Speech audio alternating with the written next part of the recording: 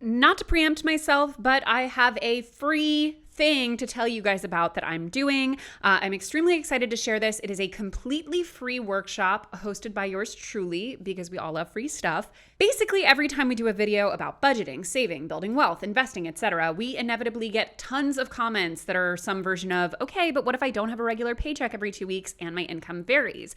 And you guys honestly have a point, so I am finally hosting a free deep dive workshop, How to Budget an Unpredictable Income, on October 13th at 6:30 p.m. Eastern Time for people whose income is unpredictable or varies, all about how to get good with money. You can join live or watch the recording, plus you get a live Q&A with me, a workbook, and tons of other goodies. RSVP at the link below, and remember, it is totally free, baby. There's a link to sign up in the description. Click it, click it. Hello, everyone, and welcome to this very, very special episode of the Financial Confessions. You might be saying to yourself, it's Sunday night. This isn't TFC Day. Or, I thought you guys were on a season hiatus. You're right on both fronts, but I'm coming to you for a very, very special episode because, as you may have noticed, in place of TFC for these 2 months, we are running an entirely new show called Too Good to Be True, which is a deep dive podcast on all kind of financial scams and scam artists and scandals. And you may have even seen our 2-part premiere episode that debuted this past Monday. You can find it on all of your favorite podcast networks as well as on YouTube. It's a 2-part episode deep diving into the long, sordid, and intertwined history of the evangelical church and personal finance, culminating in the cult of Dave Ramsey and his solutions. You guys can check out that 2-part episode to get started, and you can also tune in tomorrow, which is Monday, our regular TFC day, for their 2nd episode, which is all about Rachel Hollis of Girl Wash Your Face fame, and also known now probably more for her cancellation/scandal than for her actual best-selling books, but we'll dive into that and more on this episode. Today, I am here with both of our hosts of Too Good to Be True, Julia Lorenz-Olson and Ryan Houlihan. They're going to talk about themselves, about the show, about financial scams, and so many other things that I personally cannot wait to dive into. So without further ado, hello. Hello. Hi. Hello. Hi. Hi. Hi. Okay. For those who may not know, let's just round robin this. Who are you? Where you're from? What are you doing in my house? All that stuff. Julia, you want to start? Sure. Hey, I am Julia Lorenz-Olson, and I am an accredited financial counselor, and I'm also the co-host and one of the creators of 2 Cents, that's created by PBS Digital Studios. I did not come into finance through any sort of way that made any kind of sense. I come from a theatrical background. That's what my degree is in, as is my husband's. And we sort of came into this world together probably about 13 years ago now. And I spent about 5 years as a mortgage loan officer, of all things. And then about 7 years ago, we decided to open our own fee-only financial planning firm. So I have been in this world for a long time now, and I love it. And you're zooming in. You're not here. You don't live in New York. Where do you live? Negative. I am in good old Austin, Texas. Woo! Love that. Yeah. You're chilling with Joe Rogan and Elon Musk. Oh yeah, we are like besties, obviously. Meet them at the bars and just hang out, like you do. And Ryan. I am Ryan Houlihan. If you've watched TFC before, I have been a guest before, very honored. I also used to be an editor. I founded a website called inputmag.com, which is about tech and fashion. But my whole career has been kind of in journalism and media, and I found myself writing about conspiracies and scams and grifters over and over, no matter what kind of news I was involved in. And so now I am here at my ultimate destiny, which is kicking the door off of these horrible people's little operations and showing everybody the slime within. We love to see it. So in Too Good to Be True. So it's 8 episodes in this first season, first part being a 2-parter. So we're covering, as I mentioned, we got Dave Ramsey, Joel Osteen, or Osteen. Jury's still out on that one. No. We'll never know. There's no way to know. There's no way to know. No way. It's like how many grains of sand are in the world. The answer exists, but we'll never find it. We are talking about Rachel Hollis. We're talking about Real Housewives. We're talking about MLMs, cryptocurrency, payday lenders, cars for kids. We're going through it all. I would love to hear from both of you. What were your favorite episodes to work on? And just maybe kind of something that you learned doing that episode that surprised you.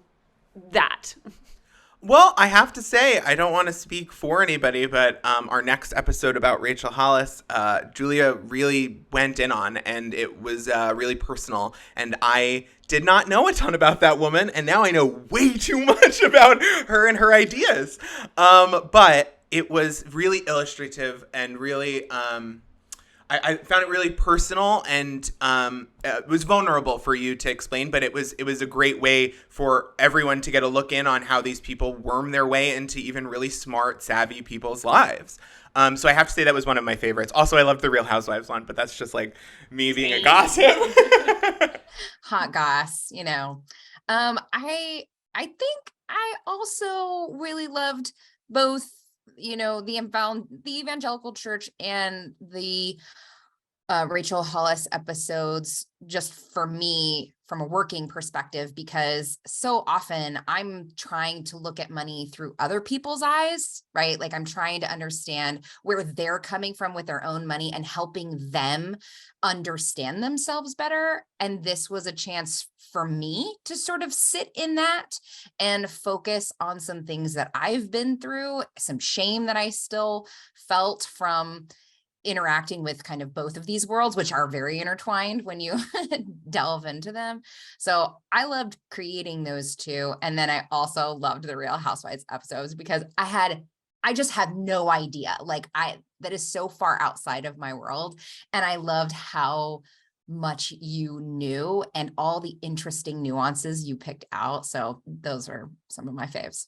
In some ways, that Real Housewives episode was like decades in the making because I have been watching the show for that long. You know what I mean? And it has really become, someone said it, it's become a true crime show because of how many scams.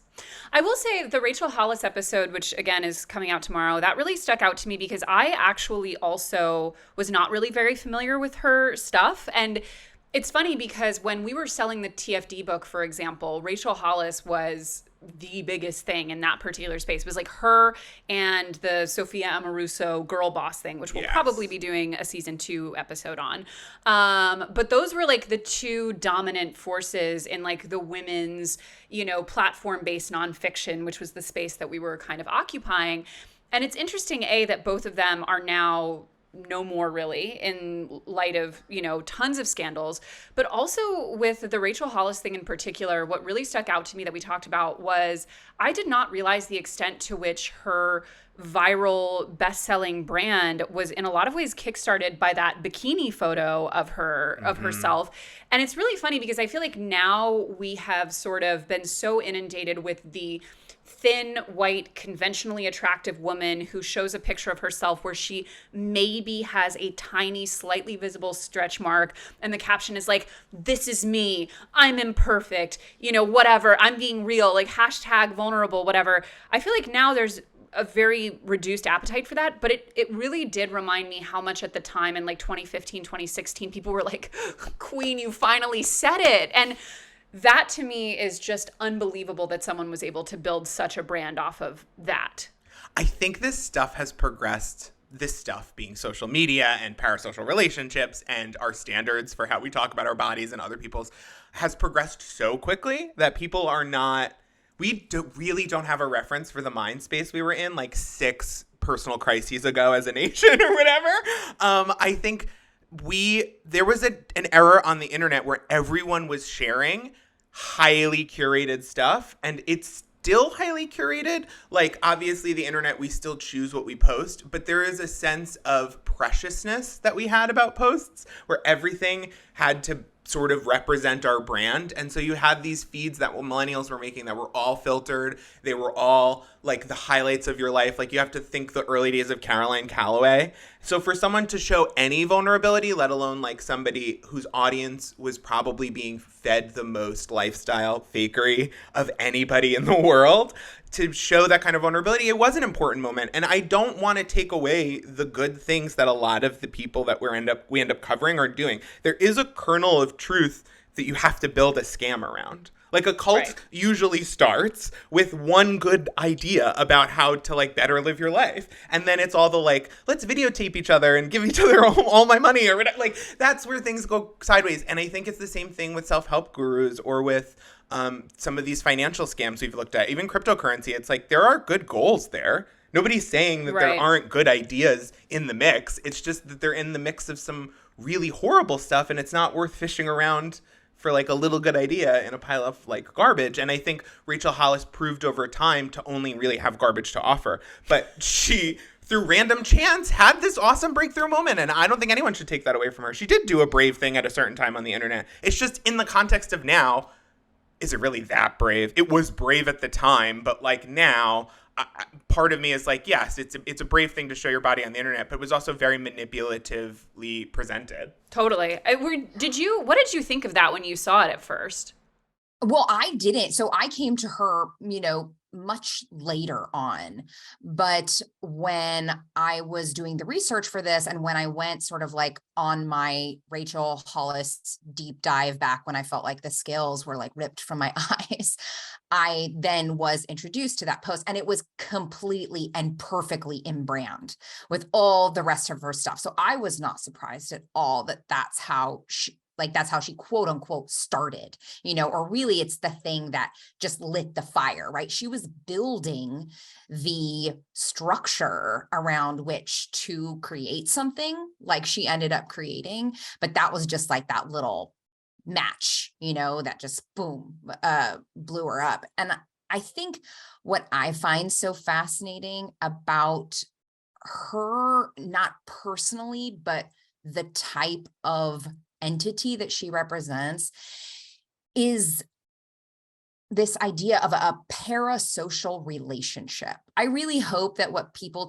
a big thing that people can take away from this whole series is a toolkit with which to arm themselves around how much these weird new styles of relationships that are basically only digital, built around people at their center, flawed human people that are able through lots of money to create an image of themselves that you then quote unquote relate to, right?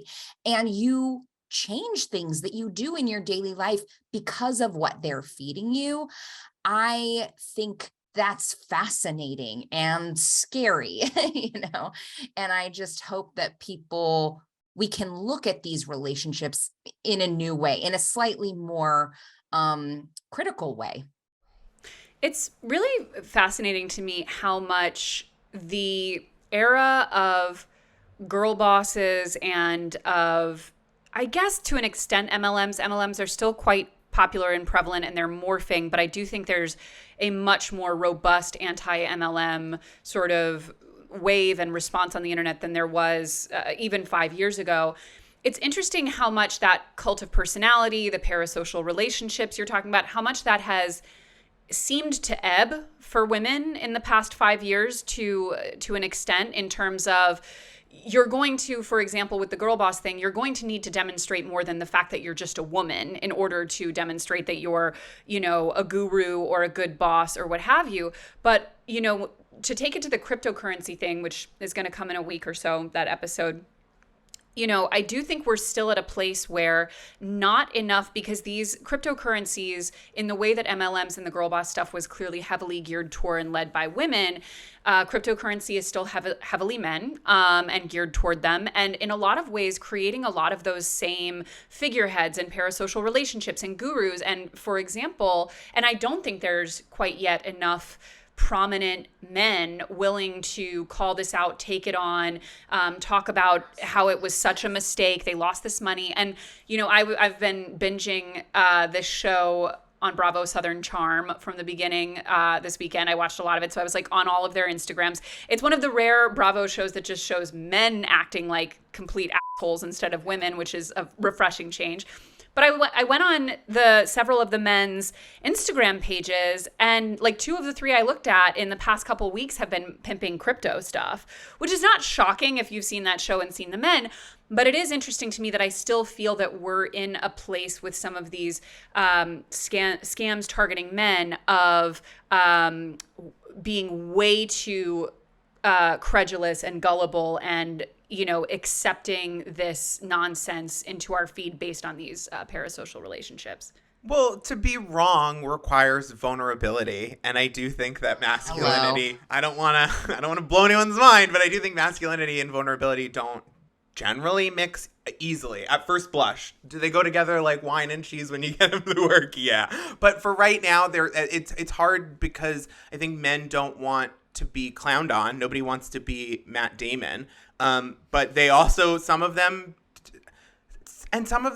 they just have a dream. And I think there's a huge socioeconomic part of this. Is like scams do better when people are doing worse because people are desperate. Right. And nobody wants to admit that it's vulnerable to say I was wrong, like I didn't do the math correctly or I was tricked. That's vulnerable. But it's also vulnerable to say like I'm desperate. I have a dream. I don't think there's any other way I'm ever going to have all the things I thought I was going to have, and I'm running out of time. And that's how everyone feels right now at any age. But men especially feel pressure at different points of their life. Not that other genders don't, but men in particular don't talk about it.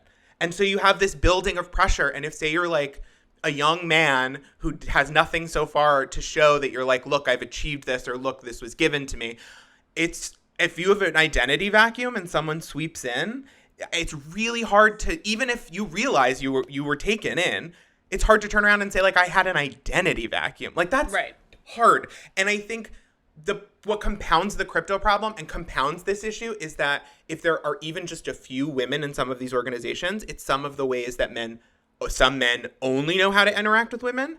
And then you get the new girl boss thing, which nobody's talking about for some reason, but girl bossism is not dead. It has fully evolved into crypto's a boys club. Let's get as many girls in here as possible. It's actually feminism if you join crypto, because there's so few women in the space, and you're really judgmental, and you don't want to be progressive, and like that is the new lingo. And I think it's like it's a completely new problem that we need to start telling the story of if we're going to get new solutions to it, because it's not the same problem as MLMs. Like you were saying, they're similar, but it's a different culture.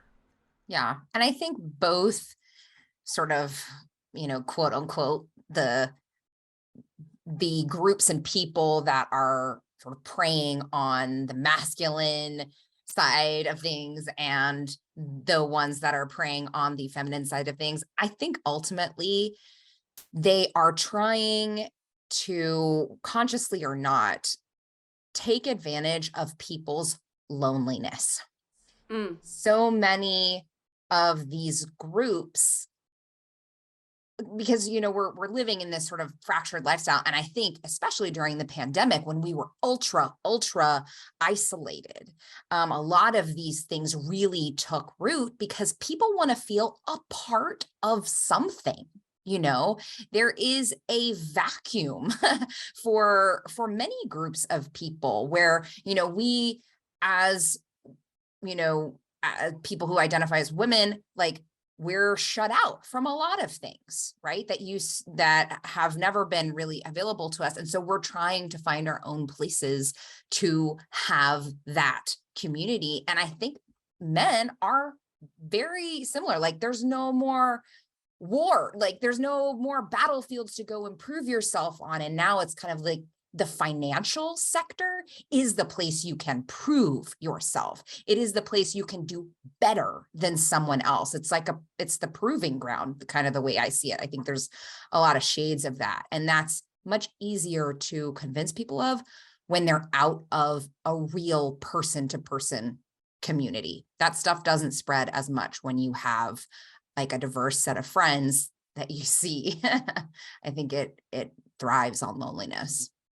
I will also say something that I think is really interesting about a lot of these scams, again, that are more geared toward women that we've talked about, is how much of them are specifically geared toward mothers, which obviously you are one of, and you speak a lot to that in the show. But it is, I was talking with a friend at a wedding recently who I went to high school with, and I see, intermittently over the years, who is a mom, only as of like a year or so ago. And something that she said to me really stuck out. And she's in a community, in a situation where she is, patient zero for a lot of these types of scams. She had to move for her husband's job, very socially isolated, like you're saying, like, finding new work, but it's a slow go of it, and, all of these things. And she was saying, I don't know how it was before, but it feels like now you are not allowed to just be a mom anymore. You have to also have this very specific, often very professionally and financially driven identity on top of that. And you have to be doing them both amazingly. And on top of that, you have to constantly be perfectly balancing your identities. Kids come first, mom's the first thing in your bio. But yet, if you're devoting too much time to that and not enough to your hustle or your business or your job, then you're pathetic in a different way. And, she was saying to me, a lot of these, companies that will reach out, these MLMs, these scams, these groups, that is exactly what they're preying on now, is the fact that it's not just about making a little extra income by selling Tupperware in your house. It's about making sure that you get to have both of these identities and present them in the right balance, essentially. Yes. Yeah, absolutely. I think it's interesting talking about that phase of life when you're especially a newer mother. My kid was 18 months old when the pandemic started and everything shut down. Oof. And I was like, oh, this is almost exactly how I've been living the last, year to 18 months anyway. You are just isolated because you are attached to your child. They rely on almost everything from you, especially if you're breastfeeding, things like that. And yeah, it is a vulnerable place to be. And for goodness sakes, we just can't win. We have to be all the things at all times. It's true. And there's an underrated part of this, which is like, yes, we're trying to give people a toolkit so that they can see how these scams, cults, grifters all have very similar themes. They all have very similar patterns. Like, one of those key things is to make themselves indispensable to you. So something like a Tupperware club, it's like, this is your social life now. Without this, you won't know anybody. And these people will turn their back on you immediately if you financially betray them by not buying more product or whatever it is. And I kind of think you see that even all the way down to like payday lenders. We talk in one episode about like payday loans and some of those kind of ways of exploiting the poor. And the thing that they do is they make themselves look like utilities. Right. Like, oh, I'm the bank, I'll never go away, and like, you have to accept me. Right. And we don't need a world that has them at all. Like that they don't need to be baked into the premise. You know Right. what I mean? And it's some of these companies want you to bake them into your premise of the life. Like a lot of we didn't cover a ton of it in this season. I think it's ripe for another season. But like a lot of MLMs are food based because Right. if you've got someone's social life, their food, and their finances, you kind of got them. Yeah, and also the concept, and this is something that we do touch on, is how it's also morphed into this very, very amorphous concept of wellness. Like, wellness has become a moving target. It's a moving target. It's everything. It's like and you can even define wellness as, for example, with some of these predatory like payday lenders and these life insurance schemes and all of that. It's giving you the illusion of having more financial health and more financial security and control than you actually have, because these sort of dual paradigms of everyone's a boss which basically boils down to like everyone's a 1099 exploited gig worker, essentially. There's that. And then there's wellness, which is your body, it's your skincare, it's, you know, your the mommy groups that you're in if you're a mother, it's, you know, the social groups that you're in if you're a 20 something. Everything can feed into this paradigm of wellness and bossitude because neither of them actually mean anything. They're just usually more ways to get money out of you. Yes. And what's ironic is that, like, in an age where we have the internet ubiquitous, like, if I leave my phone on the other side of the room, I can still get answers from Google, is that by having media around us constantly, we're kind of self-programming in this way where, like, say you buy into a crypto thing and it becomes your social group and your finances are now based on it and it is your identity. Your little Discord about your crypto thing is with you all the time. And anytime you have information that might be conflicting or someone like argues with you, you've got like a little resource to help you continue telling this story. And the thing at the heart of every one of these scams and every one of these grifts is a lie. Like, that's what ultimately makes me mad. The difference between a bad business deal and a scam is a lie. Whether it's implied or it's legal or whatever, you lied to somebody, they worked on bad information. And what makes me really frustrated is that people are now working overtime to create personal bubbles or echo chambers that they live in that they do not need to accept. Like, you, for example, Rachel Hollis was doing a morning show. So you don't need to watch Good Morning America and hear about how some of my wellness ideas have been debunked over the last 6 months or whatever. Like, chocolate doesn't make you thinner or whatever bullshit she's saying to people. Like, you don't have to do that. You can just wake up and be programmed to remember all of the mantras I told you to repeat to yourself all day, which 100%. is like an all-encompassing, and it is seen as like a failure if you don't keep up on the podcast that your guru is doing and the new book that they released. And if you're not in the Discord chat for your scam and you're not participating as a group member, it's you know, it's insidious when it's a corporation and it's your job, but those people owe you retirement and you made a deal with like legal terms and it at least seems honest as much as it's an unfair arrangement. But something that doesn't even owe you those protections is a scam. It's Totally. not just a bad deal, it's a scam. And there is a huge difference. And a lot of these people want to say that they've been labeled a scam as like some media narrative. And it's like, weren't you controlling a little media empire? How could there be a media narrative that you didn't think of? Yeah, you like it when it's like working for your benefit, you know? Yeah, these people love the media when the media is just their message. Yeah. And I think one thing I'd add to the sort of the boss girl and the wellness that is so insidious that I really didn't notice until I was actually talking to a good friend of mine about this.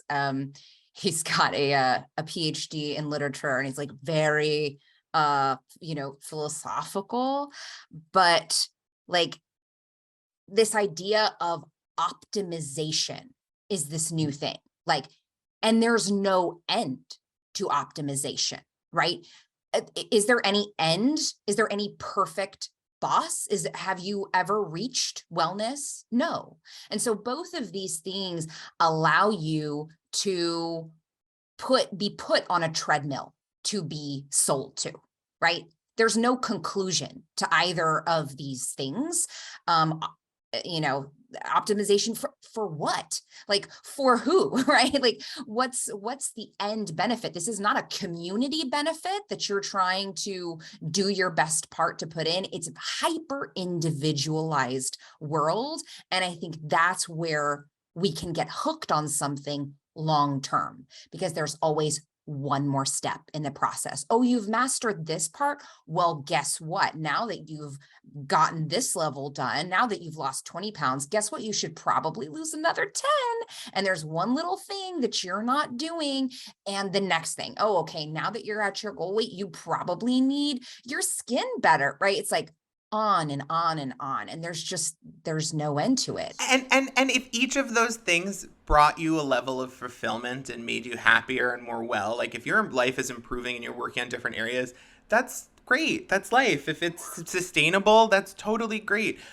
the idea gets really toxic and it runs away with itself when you can't keep up, and it makes you feel bad, and you're not getting better, and there's more money is required from you at every level of things that you're controlling or changing. And like, it's so hard because it's like, you should have an ideal that you work toward. We should all have like I do believe like all political ideas or personal ideas, like there should be like a utopian ideal that you're like striving towards, right? But like, have you heard of looks maxing? Yes, I have, unfortunately. Looks What? maxing? What is this? So looks maxing is this thing that's going on Reddit and on Discords where people are obsessively optimizing, quote unquote, every area of their life to be the most attractive possible. So if you have an extra 10 minutes, what's another thing you can do for your appearance to just be like an alpha, or whatever people call their chads, or like whatever that incel There's language. a lot of women doing it too, by the way. Yeah, there's a lot of women really into it. I'm not going to name specific subreddits because it's very toxic, but just so you know, it exists. And it is different than, say, a bunch of friends doing a makeover together, or like, you know, doing each other's makeup, or like stuff where it's a community-based thing, or like it's hyper individual. It's selfishness. It's at its core, like, what can I do? What can I think about myself? Nobody in the world, I promise you, will notice that you did your like Gui Sha facial massage an extra 5th time today because you had another 10 minutes. That is ultimately toxic for both you and the people around you. Totally. And it's, you know, we recorded for the next season, we recorded an episode of TFC last week with dietitian and YouTuber Abby Sharp, who a lot of her work is just like debunking a lot of these, you know, diet and wellness things that are ultimately, you know, they sort of mask themselves in all kinds of, you know, sort of non-weight related goals, but usually they boil down to crash diets that help you lose weight. And, you know, in some ways, when we think about what the paradigms used to be in that regard, and we talked about this on the episode, it's like back in the 60s, you could open up a magazine and it would be like, you got a dinner party this week. Like, here's how to chain smoke cigarettes, pop some stimulants, eat cabbage soup for a week, and you will lose 15 pounds by the end of the week, and you will fit into that dress. And if you do that, you have succeeded. Like, it's like a video game where there's a very clear ending. Exactly. And like you're saying, like, or if it's, you know, for men, it's like the goal is to get to that corner office by this age, by working this hard and staying this late at the office every day. And if you did that, you succeeded, and you get the golf clubs and you get the respect of the other men. And obviously that was horrible, right? Like, I don't think people were super happy in that paradigm, but at least they had an idea of what success actually looked like. Whereas, like you're saying, like, if you're sort of practicing this amorphous concept of wellness where you're not allowed to actually speak in terms of weight loss, what have you, or if you're thinking about, you know, the professional aspect, and you're not allowed to think in terms of like, okay, well, what is the position that I'm looking to reach, or what is the salary that I'm specifically looking to earn, or the amount of money I want to save, like, then you're just constantly, like you said, on this hamster wheel where not only are you easy to sell to, but I would argue beyond that, it intentionally keeps you out of an identity so that you are, like you said, more vulnerable to these scams. Because I think we have gotten to this weird place where we're really, really down on the idea of labels and communities and, you know, these sort of more defined social groups. But ultimately, that's a pretty natural and human thing to want. And to just constantly be on this hyper individualized pursuit of, like you said, optimization. At the end of the day, like, who are your people? Well, it's isolating. And that is a lot of these things, even if they weren't purposely designed, they have evolved to feed into their own bad behavior and bad habits. A lot of the things that we're talking about, some of the Real Housewives stuff, it's about reprogramming yourself to be more susceptible to reprogramming over and over. And it looks like a Facebook Live from an influencer, or it looks like a new Bitcoin alternative, then you're going to use it to play a game or whatever. Like, it takes parts of culture and it camouflages itself, but ultimately it's the same negative sort of feedback cycles and the same collection of negative attributes that it is chasing and pursuing and pushing down people's throats. And it's really scary, but I do think that the number one, like, people always ask, I know someone in an MLM, like, what's the silver bullet? Like, they want me to send them a graph. I've gotten a lot of Twitter DMs. People want me to have a YouTube video that will explain perfectly to their family member all the facts and figures, and I have the heartbreaking job of telling them that, like, their family does not want the facts and figures. They are fully available at all times. These people are they need to know that you're there for them and that you, like, love them and you're ready for them when they are done with it. But these are really hard things to break out of, and if they weren't, nobody would be in them. If there was one YouTube video that could debunk something like All In by Teddy, which is Teddy Mellencamp's, let's say she misleads people about what they're getting from her coaching service, which is set up like a pyramid. It's an MLM where the product is an eating disorder. Pretty much, yeah. Yeah. It's really hard to break out of because it's built specifically so that you can't. Well, exactly. And one of the lines that I see sort of over and over in these different groups is this branding of criticism as negativity. Yeah. And there is a huge push for people who are in these places where they're trying to wrap a big part of their identity around how they're making their money, right? That, like, this is being encouraged. And the only way you can sustain that is by cutting people out of your life that are quote unquote haters, right? That they're bringing the negative energy. And so what does that do? It just feeds into this loop of, like, your identity is this, you're making your money this way. This is not what you do. This is who you are. And anybody who isn't on board with that, you need to cut them out. Well, it's also that everyone is becoming any guru about any specific issue is sort of by necessity now also becoming a lifestyle influencer. Like you're saying, like, it's who you are. And, like, you start out with a very specific product or service or, diet or professional, sort of pathway. And then not only does it by necessity with the identity stuff then become who you are, like you say, but also, like, if a person has bought your, like, 30-day, gut health reboot packet, pamphlet, whatever, and your little, supplements, well, they got to have something else to buy. And I was on Twitter this morning. And by the way, I would just like to say that, like, everyone's always talking about how toxic Twitter is. Just mute 500 words and accounts, and then your Twitter is just like a fun sandbox where it's only people posting all the time, and it rules. It's my favorite. Someone said it's the smoking section of social media, which I totally agree. But I saw this. So there's a subgenre of the keto diet, which is a really low carb diet.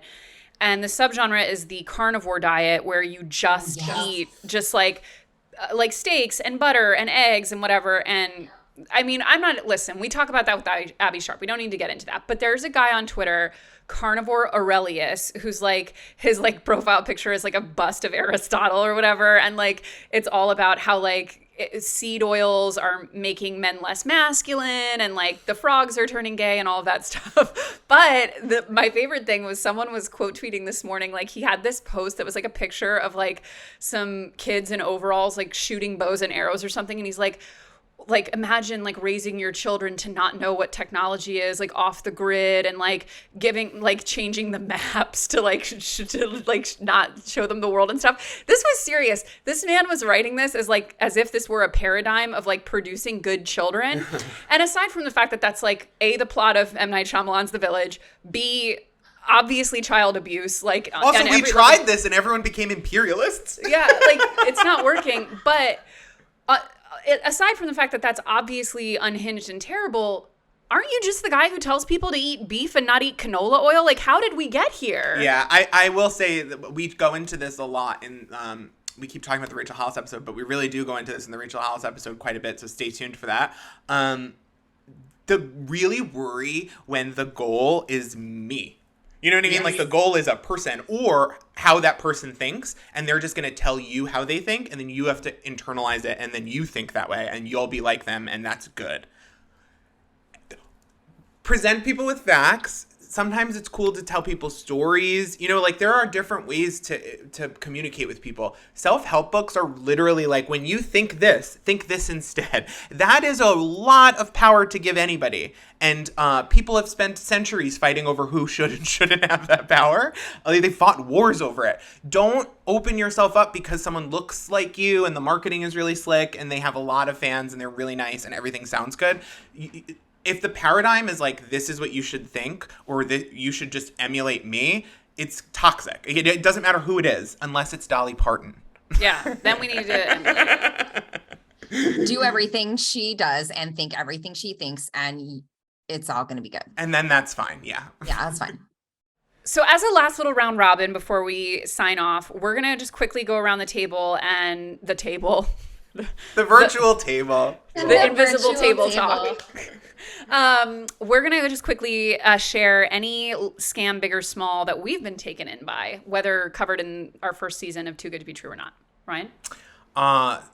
Several major world religions, but also in all transparency, a ton of dieting culture, a ton of like of what would the word be, commodifying of my own wellness is I am still susceptible to that. But also, I put not a ton, I think $2,500 into crypto when I first heard about it as a way to find out what it was.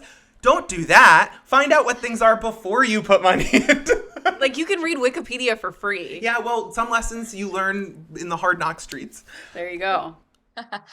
Well, so I feel you on the dieting culture thing. I have definitely bought the beach body powder.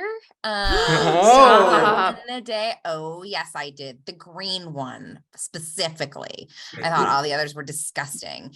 And I think I used all of it. And I was like, this is $90 for a bag. Like, I should probably just eat food. Like, my mom had me buy Juice Plus, which was like a significant amount of money for like dried up leaves that are dead and like a capsule sold by a pyramid scheme. It's very shady. My mom had me buy Juice Plus when I was a broke college student. I remember looking at it and being like, I don't have food. But I was really getting that cellulose or whatever. Pills and powders. That's the way. Definitely a lot of the diet culture stuff. I mean, one of the biggest financial scams of all time, gyms. I've paid so much money in gym memberships I didn't use over the years. That's their business model, by the way, is they make money on people who don't use the gyms. Planet Fitness can't charge you $10 a month if everyone uses it all the time. No. But I would say of the ones we did cover, I used to use check cashing services to get access to my money. Yeah, all the time. And because I was overdrafted and because I had, I was in collections on a lot of debt and I had a lot of unpaid tickets. So like I was afraid of things being garnished as well. So basically, yeah, I used Ace check cashing services all the time. And I was paying like between 20 and 30% of my money to access my own money in certain cases. Cow. Yeah, it was not a good time. And I always hesitate to really deep dive on any of those things. I mean, I'll probably do a video about some of that stuff in the future, but because it was avoidable in my case, I could have made better decisions and used it. And I didn't need to be, I was often spending it on things that were not necessary. So it wasn't like, I wasn't a single mother trying to be able to afford food for her children and having no other choice. But yeah, I did use those. And actually, I did do an interview about my experience with check cashing services in our episode on the financial scams. So feel free to tune in and listen to that. So bad news. Yeah. Oh, and how could I forget? I have also been on the whole life insurance policy train for sure. This was back when my husband got recruited into the financial services industry after being like a theater teacher. And, we came in thinking, oh my gosh, you're going to help people like establish a budget and pay off debt. Like how fun, like this is going to be great. No, being in financial services, like 90% of it included selling whole life insurance because it is wacky profitable. And so we were like, yeah, sure. And so we bought some for ourselves. Thank goodness it's been a long time since we've had those, but we were drinking the Kool-Aid hard back in the day, for sure. You see, even these brilliant and accomplished people. I didn't know about the difference between whole and term life insurance until we did this episode, and it was pitched as an idea, and I went, oh, I actually don't know about that. So I Googled it. Anyone could be at any time. It is really, it's tough out there. So stay subscribed so you can be ready for these instances. We will link you in the description to our 2-part premiere episode, which came out this past Monday. And tune in tomorrow. That's September 19th, Monday. And we will be airing the second episode of Too Good to Be True Season 1, which is the Rachel Hollis deep dive. Ryan and Julia, thank you so much for being here. Where can people go and find more of what you do? Well, thank you for having me. You can find me at Ryan Houlihan. Love it. All right. So you can find my PBS show over at 2 Cents. We are on YouTube and I think also Facebook, if anyone else is on there these days. And then on Instagram, I am at Yay It's Julia. And then I have another financial podcast called Your Money Mamas with my best friend. There you go. So much going on. Plus you have a child. Yeah, got one of those too. She does it all. She does it all. She's girl bossing and she's experiencing wellness at previously unheard of levels. Do what she does. Copy it. Give her money. Guys, I have everything. I have got my syllabus for you. Just follow me. We're all moving toward a paradigm where we just single white female Julia's life, and then we'll have it all figured out. Thank you for tuning in, everyone. We will see you back here, tomorrow. We're usually saying this on Monday, but it's Sunday, so see you tomorrow, guys. Bye.